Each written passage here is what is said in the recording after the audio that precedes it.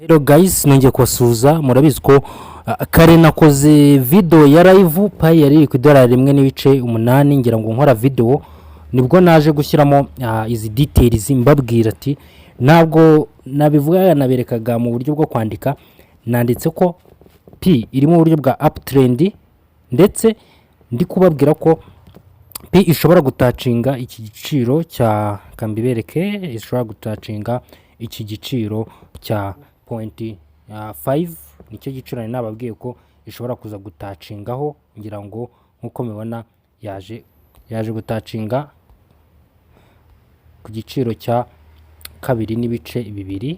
Nababwiye ko rero P ishobora kugera ku giciro cya 2.5. ubwo bisobanura ko umuntu wahoze areba live nakoze ndi kubereka uburyo P iri kugenda izamuka, umuntu wabibonye niba yari yaguze pay yaje kujya mu nyugu cyane, kuko nagiye nerekana details yose, kuko nari ndi kwerekana live trading cyangwa se live chat ya P. Rero dukomeje kureba kuri iyi chat biragaragara yuko hari imbaraga nyinshi z'abaguzi, n'ubango buyer bafite imbaraga kurusha abasera. Bisobanuye ko ifaranga rishobora gukomeza kuzamuka mu gihe abantu bakomeje kugura iyi faranga cyangwa se bakomeje guholdinga.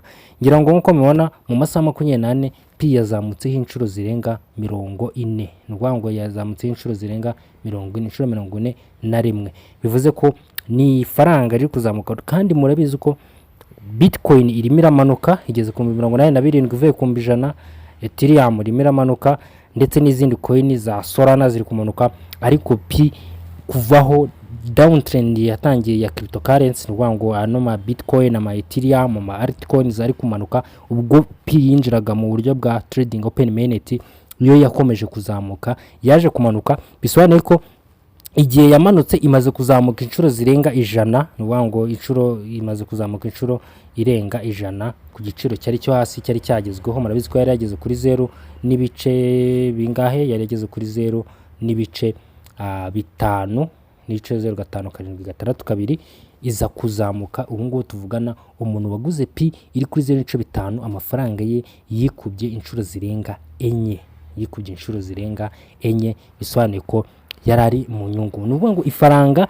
rifite community, rifite strong community, kandi ntago aya mapi ari mu bantu bamwe, ntago ameze nk'izindi coin ngo usanga mu abantu babakire nibo bihariye P gusa, cyangwa se nibo bihariye coin, ariko iyi P yo nono iri muri community. Bisobanuye ko community ifite imbaraga, pay ifite imbaraga.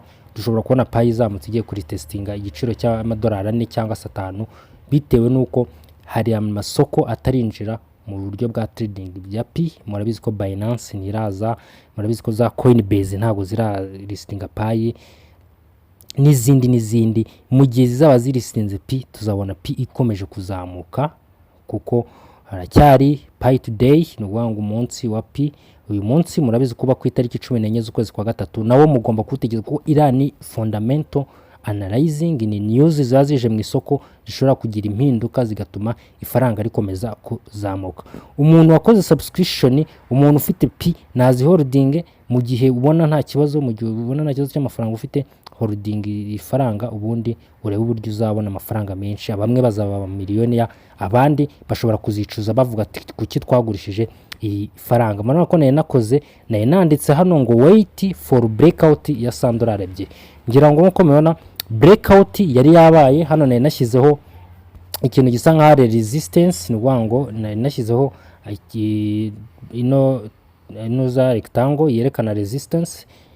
Ndi kubabwira ati niramuki breakinze iyi resistance, niramuki breakinze iyi resistance ko dushobora kubona P izamutse ikajya ku madolari 2.5. kandi murabona ko ya breakinze nyine ino resistance, n'ubango ya breakinze ino resistance nkuko mubibona yayibreakinze. Ubwo rero kuba yayibreakinze bisobanuye ko dushobora kubona P izamuka ikagera ku madolari 3. nicyo giciro gishobora gukurikiraho.